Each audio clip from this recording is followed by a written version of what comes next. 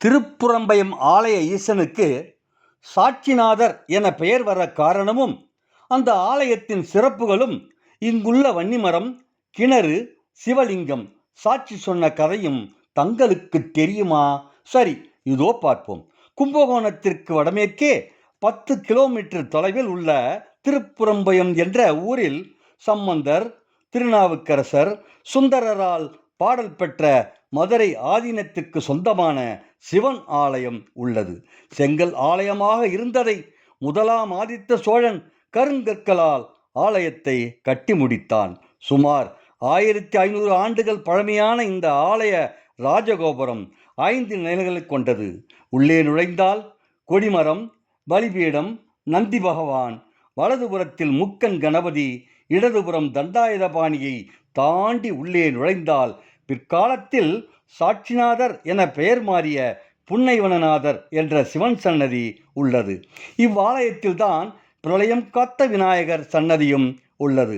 சாட்சிநாதர் சன்னதிக்கு இடதுபுறம் ஸ்ரீ கரும்படு சொல்லியம்மை என்ற நாமத்தோடு காட்சி தருகிறாள் அன்னை. இவ்வம்மையை வேண்டிக் கொள்ள கரும்பு போன்ற இனிமையான சொற்களை பெறுவர். இசை வல்லுநர்கள், பாடகர்கள், பேச்சாளர்கள், வழக்கறிஞர்கள் தம் தம் துறையில் மேன்மை அடைவர் என்பது ஐதீகம். ஆலயத்தில் நுழைந்தவுடன் அம்மன் சன்னதிக்கு முன்பாக ஸ்ரீ குகாம்பிகை என்ற நாமத்தில் அன்னை தன் மகன் ஆறுமுகனை குழந்தை வடிவத்தில் தன் இடுப்பில் தூக்கி வைத்து கொண்டு நின்ற கோலத்தில் காட்சி தருகிறாள். இவ்வனைக்கு மாதந்தோறும் பௌர்ணமி அன்று மட்டும் சாம்பிராணி தைலம் சாத்தப்படுகிறது. இவளை வேண்ட குழந்தை வாக்கியம், சுகப்பிரசவத்தை இனிதே அருள்பாலிக்கிறாள் அன்னை ஸ்ரீ குகாம்பிகை. துரோணாச்சாரியார் இங்கு வந்து வழிபட்ட பின்னரே அஸ்வத்தாமனை மகனாக பெற்றார் என ஸ்தல புராணம் கூறுகிறது.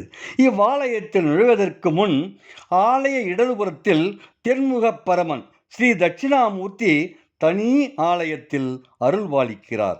இந்த இடத்தை குருஸ்தலம் என்றும் கூறுகிறார்கள்.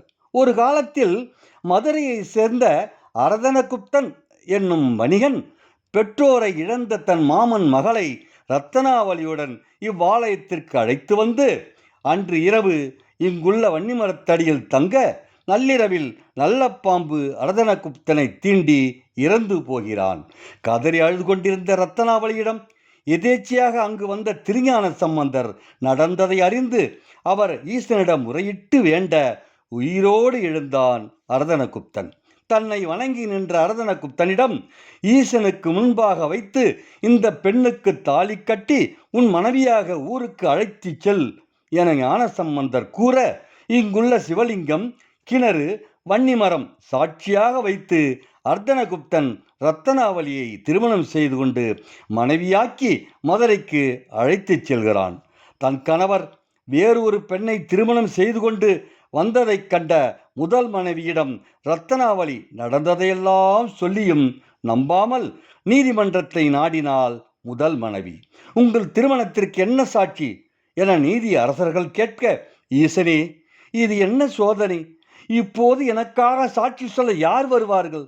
இந்த அவப்பெறை போக்க, என் தரப்பு நியாயத்தை நிரூபிக்க இறைவா நீதான் வரவேண்டும் என கதறி அழுது வேண்ட, அப்போது இவர்கள் திருமணத்திற்கு நாங்கள் சாட்சி என கூறி திருப்புறம்பயத்தில் இருந்து சிவலிங்கம், வன்னிமரம், கிணறு மூன்றும் மதுரைக்கு வந்து சாட்சி சொன்னதால் புன்னைவனநாதர் சாட்சிநாதர் என அழைக்கப்படுகிறார். இன்றும் மதுரை சொக்கநாதர் சன்னதி வடகிழக்கு மூலையில் சாட்சி சொன்ன சிவலிங்கம், வன்னிமரம், கிணறையும் காணலாம். புன்னைவன நாதர் சாட்சிநாதர் என பெயர் மாறிய காரணத்தையும் இந்த ஆலய சிறப்புகளையும் சிவலிங்கம், வன்னிமரம், கிணறு சாட்சி சொன்னதையும் தெரிந்து கொண்டீர்களா? ஈசனின் 64 திருவிளையாடல்களில் இது 64வது படலமாகும். நன்றி, வணக்கம்.